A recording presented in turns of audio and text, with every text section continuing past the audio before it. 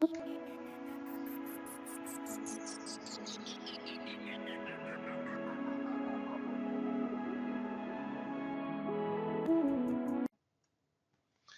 in the first session, which started with a picture of a talk I gave at the Academy of International Business meeting in Copenhagen, Denmark, for this session I also included a slightly green blurred picture, as all of them are, while the intro music was playing in the background.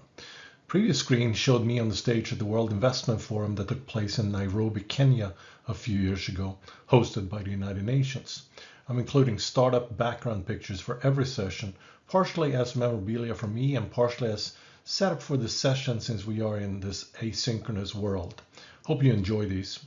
Now, the focus of this session is on research design in international contexts.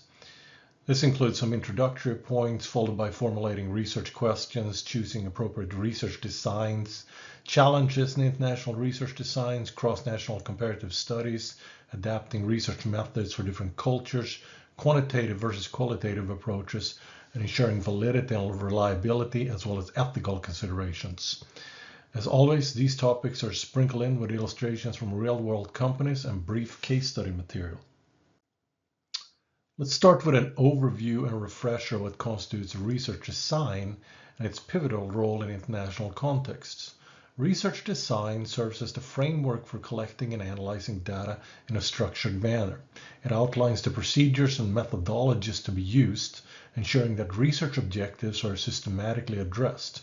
A well-crafted research design is crucial as it determines the study's reliability, validity, and overall success, which guides researchers in obtaining accurate and actionable insights.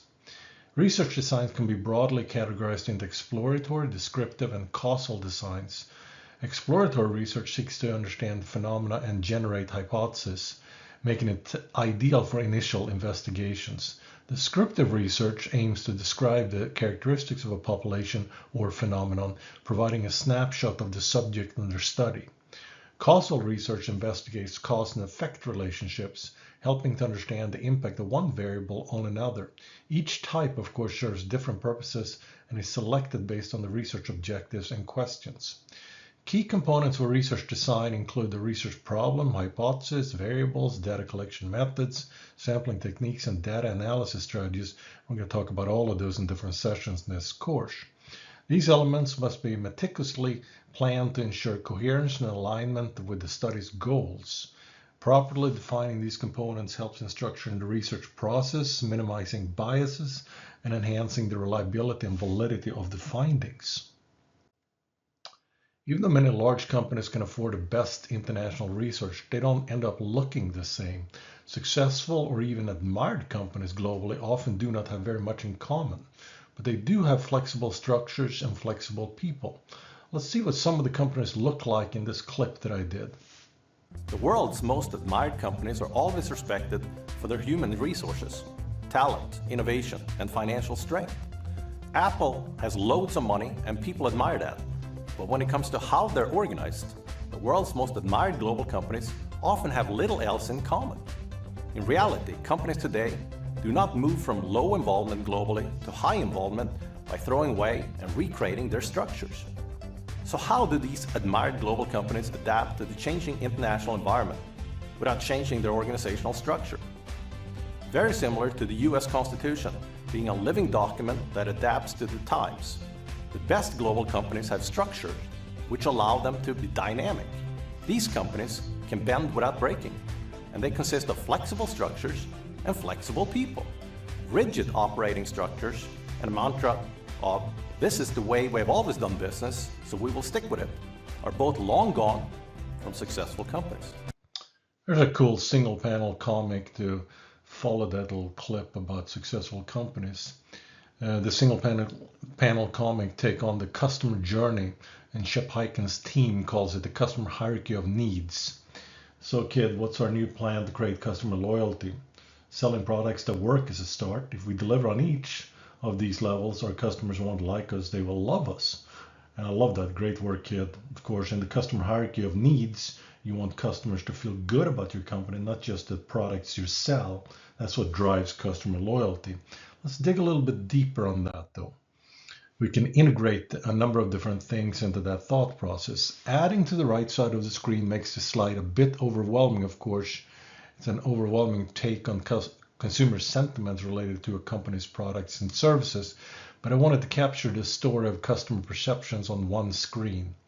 Shep Hyken's team created a nice comic take on Maslow's hierarchy of needs, which Maslow first introduced in 1954, and we have ingrained the values and beliefs of Maslow's hierarchy of needs into our cultures around the world since that time. The extension takes this well-known Maslow's hierarchy of needs into the realm of customer hierarchy of needs. If we then overlay the customer version with what we measure continuously every day at the American Customer Satisfaction Index, we get a nice picture explaining customer perceptions regarding expectations, quality, value, satisfaction, loyalty, and many other constructs. Customer expectations is what we have regarding the products and services that we buy and the fact that they should work as we have been led to believe. The quality builds on that and elevates the sentiment to also align with the beliefs that we have. For example, political leanings are the easiest beliefs to mention here, such as Chick-fil-A being perhaps right-leaning in their donations at least, and Chipotle being more left-leaning in their donations. For many customers, these leanings do not matter, but for some they do, and that affects the quality they perceive to receive in the product above the actual quality of the product. The value we perceive to get out of the exchanges that we are part of includes trust and safety, followed by the core of the exchange being how satisfied we are, which considers how also the feeling of being appreciated as a customer. And finally, the emotional attachment that we sometimes get out of purchase, consumption, or use sometimes creates a sense of greater loyalty than the quality of the product may actually warrant. This is also where customers sometimes become advocates of a brand and may even stay with a brand even though better alternatives exist. Some are loyal to Coke over Pepsi or vice versa. Some are loyal to Nike over Adidas or vice versa, even though in both cases and many others, there's hardly ever an objective product quality difference, at least to me. Overall, customer expectations, perceptions of quality, value, satisfaction, and customer loyalty, along with complaint behavior, complaint handling, and many other customer sentiments in the CX world of the customer journey are measured around the world continuously by the American Customer Satisfaction Index and most multinational corporations to better understand the important aspects of the customer journey. The customer hierarchy of needs talked about layers of connection between a brand and a customer. And importantly, I showed how certain constructs such as expectations, quality, and so on can be portrayed within this hierarchy. To connect constructs, we formulate research hypotheses or research questions first and then hypotheses, perhaps, that are relevant across different international markets. Let's go around the world and have some examples tailored to Africa, Asia, Europe, North America, and South America. First, it's essential to ensure that research questions are relevant to local contexts. This involves understanding the cultural, economic, and social dynamics of the regions being studied. Tailored questions that address specific regional concerns and opportunities is crucial. For instance, let's go with Africa first. In Africa, one might ask, what are the key factors influencing consumer preference for solar energy products in rural Kenya? I picked Kenya because that's the one country in Africa that I visited for a while. Next, research questions should consider regional economic conditions. By focusing on economic factors, we can uncover insights related to purchasing power, economic stability, and market potential, helping identify viable business strategies. An example for Asia here could be, how do economic fluctuations in India affect consumer spending on luxury goods? If we move on to cultural sensitivity and understanding consumer behavior, those are also vital, of course. Designing questions that respect cultural norms ensures that research captures unique consumer behaviors. For Europe, for example, consider what cultural factors influence the acceptance and use of electric vehicles, EVs, in Germany, big-time car country, what many would consider a cutting-edge car country, and they should be on cutting edge of everything car perhaps, but what is the sentiment and the cultural factors that go into EVs in Germany? Exploring technological adoption and innovation is of course also essential, as this varies significantly across regions and impacts marketing strategies. For North America, if we stick close to home, where we are, or I am right now, a very sophisticated technology innovation area of the world, of course, A pertinent question might be, what are the primary barriers to adopting smart home technologies among middle-income households in the United States? Addressing environmental and social issues can provide insights into consumer attitudes towards sustainability and corporate social responsibility. If we go with the last example here, some customers care while others frankly may not. For South America, a research question can be, how do environmental concerns influence the purchasing decisions of consumers in Brazil regarding organic food products? And that's just a frankly plethora of examples of research questions, but going around the world, they resonate with that part of the world that the question was asked to. The research questions are done then, let's say. That takes us to choose the appropriate research designs with general options of exploratory, descriptive, and causal research. The exploratory research design is used to investigate problems that are not clearly defined, usually. This approach helps in understanding phenomena, generating ideas, and formulating hypotheses. It often involves qualitative methods such as interviews, focus groups, and literature reviews even. For example, Unilever used exploratory research in Kenya to understand personal care habits and preferences. They conducted in-depth interviews and focus groups which helped tailor their product offerings to meet local needs. Similarly, Woolworths in Australia used exploratory research to enter the organic food market. They engaged health-conscious consumers through focus groups and interviews to understand their preferences, guiding their product development and marketing strategies.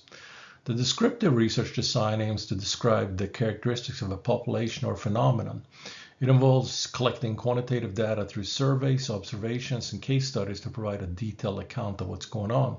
For instance, Samsung in South Korea conducted descriptive research to track patterns of smartphone usage among different age groups. They used surveys and observational studies to gather data on user behavior and preferences, informing their product strategies. Petrobras in Brazil used descriptive research to analyze consumer attitudes towards renewable energy sources. They conducted large-scale surveys and case studies to gather data on public perception, knowledge, and willingness to adopt renewable energy, shaping their sustainability initiatives. And then finally, causal research design, which we often strive to do perhaps, also known as explanatory research. It's used to determine cause and effect relationships. This involves usually time lags in the data, experiments perhaps, quasi-experience maybe also to identify how changes in one variable impact another. For example, Nestle in Switzerland employed causal research to determine the impact of packaging design on consumer purchase decisions. They conducted controlled experiments by altering packaging elements and measuring changes in sales, then optimizing product packaging for better market performance. And then Coca-Cola, closer to home, Coca-Cola in the United States, of course, used causal research to assess the effect of promotional campaigns on sales by conducting randomized controlled trials across different US states. They identified the most effective promotional strategies and their direct impact on consumer purchasing behavior.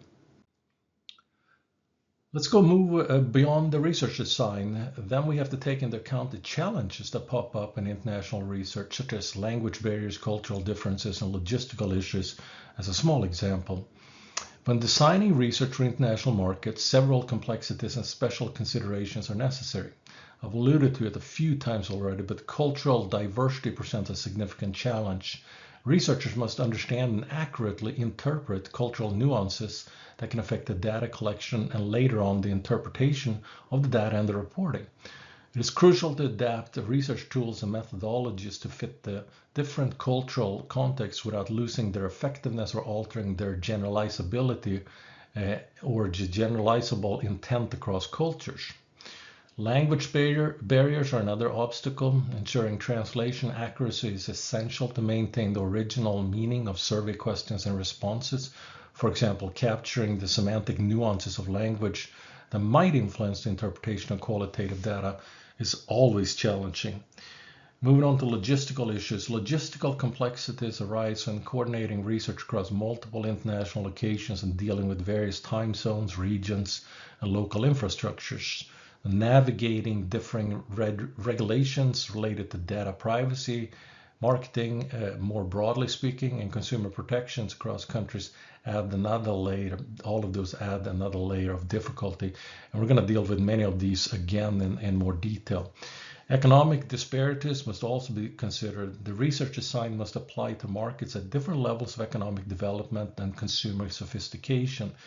Efficient resource allocation is necessary to cover varied market environments without compromising data quality.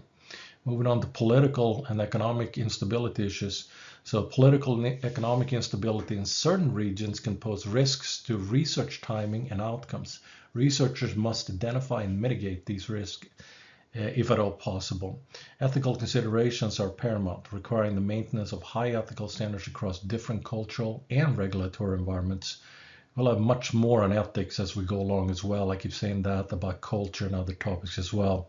So as we go through the sessions, we'll add more ethics and culture and a number of other things.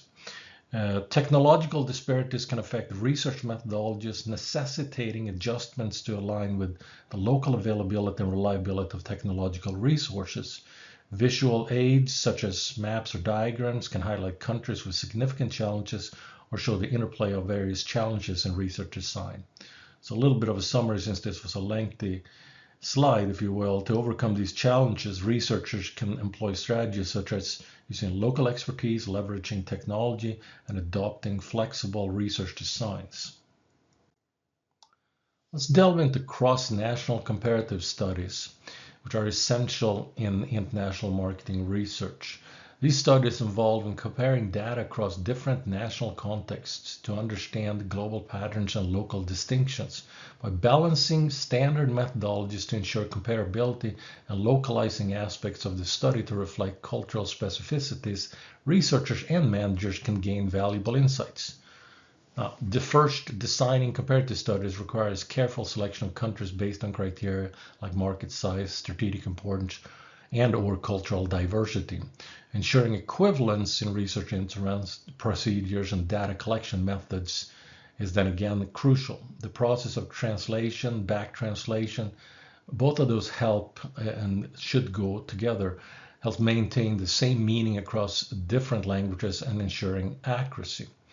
Analyzing comparative data involves strategies for handling data variability and employing statistical techniques such as multi-level modeling or variance analysis would be good as well. Researchers must also address challenges like cultural bias, as I keep mentioning, which can arise from imposing one culture's perspectives on another and managing the logistical complexities of coordinating research across countries.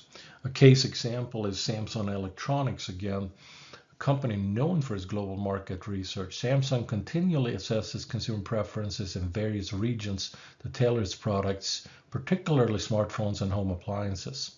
They employ local research teams in key markets such as, for example, the United States, but also Europe, India, and China as other examples. These teams adapt research tools to fit cultural nuances and consumer behaviors to specific regions. For example, in India, Samsung discovered a high demand for dual SIM phones due to the need for consumers to leverage different cellular plans for cost efficiency. A related example is, frankly, my son uses dual virtual SIM cards in his company phone in Stockholm, Sweden, one for his Sweden number and one for his US number. That way he only needs one phone. Samsung also conducts pilot testing of new products or product features in select markets for a global rollout, as many companies do. This approach was used when introducing the Galaxy Note series, for example, with initial limited releases to gauge consumer interest and usability feedback. And adjustments are often made based on feedback from these pilot tests, ensuring that the final product meets the specific needs and expectations of consumers in different regions. These local insights have led to region-specific adaptations in Samsung's product lines, such as smartphones with enhanced camera capability in markets that prioritize social media usage and connectivity features. And these focus strategies have allowed Samsung to cater to local taste effectively, resulting in strong sales figures and brand loyalty in diverse markets. For example, adaptations in smartphone interface designs to accommodate local languages and preferences have bolstered Samsung's market share in regions like Southeast Asia. And though I'm using Samsung here, a little bit of a disclaimer as an example for cross-national comparative studies, I've been an Apple iPhone user for years, and that also tells a story, even a disclaimer again. We will cover numerous companies in these international marketing research sessions, some that I buy from and some that I may not. Lots of good companies out there with different approaches that we can learn from. If we dig a bit deeper, and we have to dig a lot deeper because of the slide background that I'm using here, but I'll talk about that in a second. If we dig a bit deeper in our research endeavors, we find the importance of adaptation and flexibility in international marketing research. Adapting research methods for different cultures while maintaining reliability and validity is essential. And I figured talking about adapting research methods, and here we go, for different cultures with a backdrop of a picture that integrates mindsets, perhaps, that's at least what I see, and makes it more difficult, frankly, to see the bullets, is my strange way but perhaps appropriate touch for the topic that we're talking about in adapting research methods for different cultures. Hopefully you can go along with that idea. Cultural adaptation involves modifying research tools and procedures to accommodate cultural differences in the target audience. This ensures that research instruments such as surveys, interview questions, and observational techniques are appropriate and relevant to each cultural setting. The process may include translating materials, adjusting content to reflect local norms and values, and considering local behavioral and communication styles to ensure that responses are accurately captured and interpreted. Cultural adaptation, again, is crucial for accuracy, relevance, ethical considerations, and comparability across countries and regions. It forms the foundation of international marketing research, enabling effective, respectful, and insightful engagement across diverse global markets. Understanding cultural differences involves recognizing various cultural dimensions that affect research methods, such as individualism versus collectivism, uncertainty avoidance, power distance, and so on, from Hofstadter's work that we discussed in a previous session, a couple of sessions. For example, local customs, etiquette, and communication styles all influence research interactions and data collections as well. Adaptation strategies include ensuring that all research materials are accurately translated and localized to maintain their intended meaning. The survey design must be culturally sensitive and relevant, avoiding idiomatic expressions, for example. Interview techniques should be adjusted to respect hierarchical or relational norms in different cultures, depending on what the norms are. Challenges in adapting methods include the potential loss of generalizability, and that's a tough one to lose if we lose too much of it, as adaptation can sometimes hinder the comparability of data across cultures. The process can be resource intensive, requiring increased time, effort, and resources to adapt methods for multiple cultural contexts. To navigate these challenges, involving cultural experts or local consultants in the research design process is always preferred. Technology can also aid in tailoring and distributing culturally adapted research instruments. And that was a mouthful with a strange background. So the key takeaway is that adapting research methods for different cultural contexts is essential to achieve meaningful, accurate, and culturally respectful outcomes in international marketing research. At this stage in the session, we've had a lot of content. So let's discuss 6 short case studies, one for each continent again, showcasing real-world companies and highlighting a key lesson learned regarding international research design. These case studies emphasize the importance of culturally sensitive and locally tailored research designs in achieving successful market entry and expansion across different continents. And you're going to find that I'm using a lot of different companies, but many of them are also coming back because I know them better than others. So let's start in Africa. Coca-Cola's market entry in Nigeria involved extensive market research to understand local consumer preferences and habits. They used focus groups and taste tests to gather insights into flavor preferences and brand perceptions, as they do in many different places. But let's stick with Nigeria for right now. The lesson learned here is that tailoring product offerings to local taste and conducting culturally sensitive research can significantly enhance market acceptance and brand loyalty. In Asia, Starbucks' expansion in China used a combination of surveys and ethnographic studies to understand Chinese tea drinking culture and consumer behavior. They adapted their menu to include tea-based beverages and localized food options. This brief case illustrates that integrating local cultural elements into product offerings and store experiences is crucial for successful market penetration in culturally diverse regions. For Europe, let's go back to IKEA, or IKEA as we may say in the United States, but IKEA as we say in Sweden. IKEA's entry into Russia involved exploratory research, including home visits and interviews, to understand Russian consumer needs and living spaces. This informed the development of products suited to smaller urban apartments in their particular case in Russia. The key lesson is that conducting in-depth, context-specific research helps in designing products that meet the unique needs of consumers in different markets. And let's go back home again. In North America, we'll go big time to franchising systems and fast food system. McDonald's used descriptive research, including customer service and sales data analysis, to identify regional preferences, not so much in the United States, but in Canada is the example I want to go with for right now. They introduced menu items like the McLobster to cater to local tastes. The McLobster was an American seasonal sandwich at McDonald's. Now it is only available in the Atlantic Canada and New England regions in the summer, when lobster is abundant, of course. The lesson here is that analyzing regional consumer data can reveal important preferences and trends, enabling companies to customize offerings for better market alignment.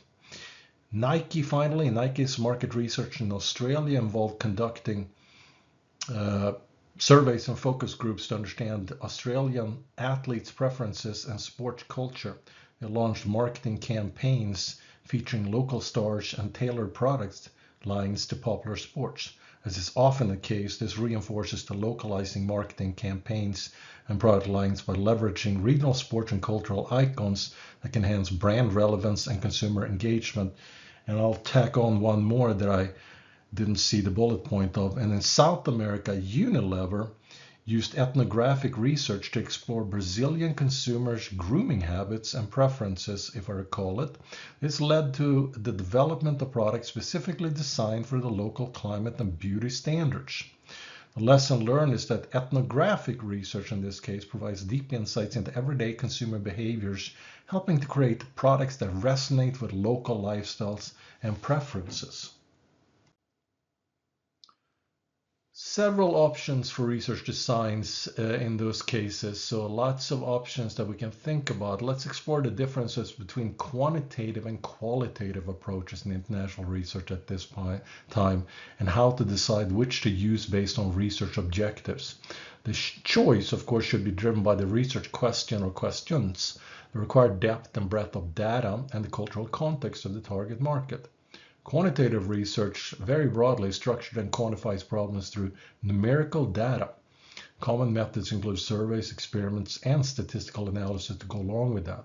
The strength of quantitative research lies in its ability to provide a breadth of information, allow for broad generalization of findings to a larger population, and offer statistical insights. This approach is commonly used for measuring consumer behaviors, tracking market trends, and quantifying preferences. On the other hand, qualitative research is exploratory usually and provides a depth of understanding through non-numerical data. Methods include in-depth interviews, focus groups, and observations. The strengths of qualitative research are its ability to offer deep insights into complex issues, capture the richness of cultural nuances, the depth and richness, and provide context behind consumer decisions.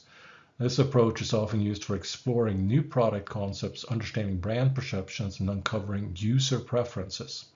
When choosing between quantitative and qualitative research, several factors should be considered, including research objectives. We always go back to those, research hypotheses if we have those. But then also the stage of the product life cycle, available resources, and the specific cultural context. There are also situations where blending both approaches can leverage their strengths in a complementary manner. In international context, quantitative research can face challenges such as issues with scale translation, ensuring representative sampling across cultures, and interpreting data without cultural bias. Qualitative research may encounter difficulties with linguistic nuances, cultural interpretations of behavior, and ensuring moderator/interviewer neutrality. Both approaches obviously have their strengths, as I've talked about them a little bit, and can be used together to provide a comprehensive understanding of international marketing dynamics. The customer journey includes, and we talk about the customer journey a lot, the different nodes in the journey and everything that goes on. That journey includes many different nodes, activity links, and resource ties. So beyond the nodes, we think of a journey from one step to the next and so forth, but we're also dealing with activity links between the nodes and perhaps resource ties that go along with the nodes and in between the nodes as well. We do not need to build a relationship with every customer for a company. And as a customer, we do not necessarily want to create a relationship with every company we buy from. Some we do, some we do not. However, companies would like to forge more loyal relationships with customers for retention purposes, repeat sales, and even to create advocacy. The relationship data, as discussed in this single panel comic, can create a stronger bond between companies and customers, and that can have a positive effect on the customer and the whole system, the ecosystem that we travel in. Playing off the CX dating game a little bit. I'll let you take a look at that. Sometimes I read off the comic strips, sometimes I don't. Sometimes I just do the punchline like I just did now. Ensuring validity and reliability in international research not only strengthens the credibility of the findings, but also enhances the overall effectiveness of the research in guiding business decisions. Validity and reliability are particularly critical in international contexts where cultural and linguistic differences can easily distort research outcomes. First, let's define validity and reliability. Validity is the extent to which a research instrument accurately measures what it is intended to measure. Reliability, on the other hand, is the extent to which research methods and techniques deliver consistent results across different studies and, in this case, international contexts. In international research, these concepts are especially important because of the potential for cultural and linguistic differences to distort outcomes. Again, cultural bias can influence question design, leading to responses that do not accurately reflect the true feelings or behaviors of the study population. Translation issues can also lead to a loss of meaning and nuances when research tools are translated into different languages. To enhance validity, researchers can adapt instruments culturally and linguistically then to ensure relevance and appropriateness. Utilizing local experts, I come back to those a lot, perhaps because I do consulting all over the world as well. It's not self-serving, but it's more of the quality of doing things internationally. So utilizing local experts and bilingual translators to review and pilot test research instruments can also help. For reliability, challenges include achieving consistent sampling methods across diverse geographical locations and maintaining data collection consistency. Standardization of procedures and regular training sessions for research teams on standard methodologies can minimize that variation or those variations. Measuring and testing for validity and reliability involve conducting pilot studies oftentimes to test research instruments then. That's a little bit of a summary in various cultural contexts, of course, and using different statistical techniques, perhaps to test one finding over another. For example, Cronbach's alpha can be used for reliability, but so can composite reliability. And their different reliabilities, they oftentimes end up being about the same, but they're different reliabilities that can measure reliability overall. While various forms of factor analysis, of course, can assess construct validity. Ethical considerations we're going to talk about a lot and a chunk right now. Ethical considerations are not just a legal or formal requirement, but are fundamental to conducting credible, respectful, and impactful international marketing research. I'll sprinkle in ethical issues, like I said, as they fit throughout the different sessions, the upcoming sessions in particular, as I will do with culture issues, because they also come back. Ethical considerations involve a set of principles that guide the conduct of research to ensure it is carried out with integrity, respect, and responsibility. Integrity involves adhering to accepted scientific and ethical standards. This means conducting research honestly, transparently, and without bias as best we can, ensuring that the research is then reliable and valid. Respect is about acknowledging the dignity and rights of all participants involved in the research. This includes respecting their autonomy by obtaining informed consent. We'll have a lot more about that too, meaning participants are fully informed about the nature of the research and their role in it and are free to participate or withdraw without penalty. all of the different things that we sign on to readily in the United States when we fill out surveys, for example, not so readily maybe in the rest of the world or in many parts of the rest of the world. 195 countries and 62 territories. Again, we have a lot of diversity out there. Respect also extends to being sensitive to cultural differences like those different countries that I mentioned, and ensuring that the research does not harm or exploit participants. Responsibility refers to the duty researchers have to protect the welfare of their participants and the communities affected by their research, potentially affected. We don't always know if they are affected. This includes protecting participants' personal data through measures that ensure confidentiality and privacy. Researchers also have a responsibility to consider the broader social implications of their work, avoiding any actions that could lead to negative consequences for the groups involved or society at large. Key ethical principles include, as I already alluded to, with informed consent, ensuring that all research participants are fully informed about the nature of the research, what it involves, and their rights, including the right, of course, to withdraw at any point during the surveying or any form of data collection. Confidentiality and privacy. Here we talk about implementing measures to protect the identity and data of participants, respecting their privacy and adhering to data protection laws around the world. Cultural sensitivity is also crucial. Researchers must respect cultural norms and values when designing and conducting research. This involves understanding local customs and avoiding ethnocentrism, ensuring that they do not impose their cultural values and assumptions on diverse participants and participant groups. Transparency in research is necessary for maintaining trust. This involves honest communication with all stakeholders about the research process, findings, and any potential conflicts of interest. Accountability is also important, with all members of the research team being held responsible for maintaining ethical standards throughout the research process. We can really torture the data, as we say in scientific or academic research. We can torture the data till it confesses. That is not ethical. It's a nice phrase and cute to say, but it's not the way to go. Challenges in international settings include navigating diverse ethical standards and regulations across different countries and addressing complex consent issues, especially in environments with low literacy rates or conflicting cultural norms.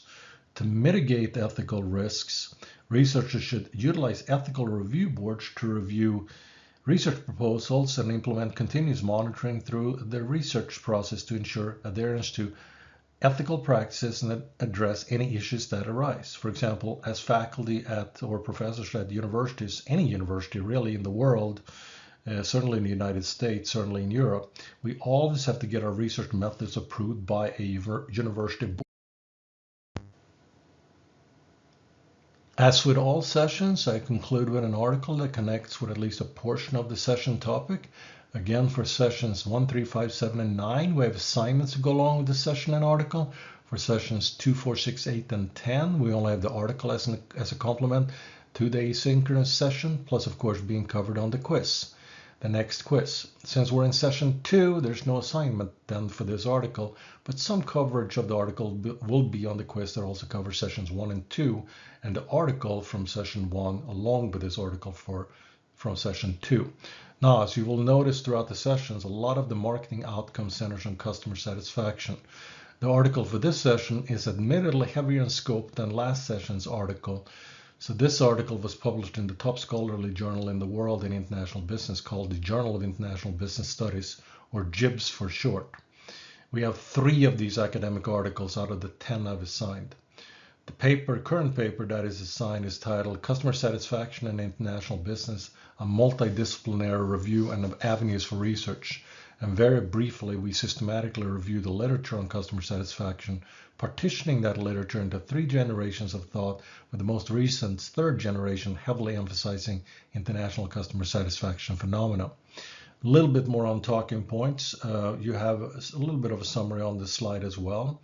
Figure 1 in the paper summarizes the knowledge structure and gaps in international customer satisfaction research, and Table 1 summarizes the 3 generations of research on customer satisfaction.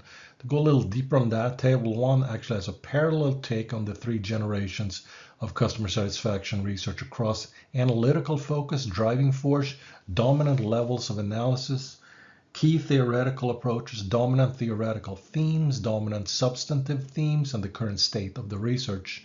Hopefully you'll find that interesting and get some takeaway points from going through this particular. That wraps this session on research science and international working research. No essay assignment for this session, like I said, but it's time for a quiz. As always, let me know at any time how I can be helpful now during the term or any time in the future.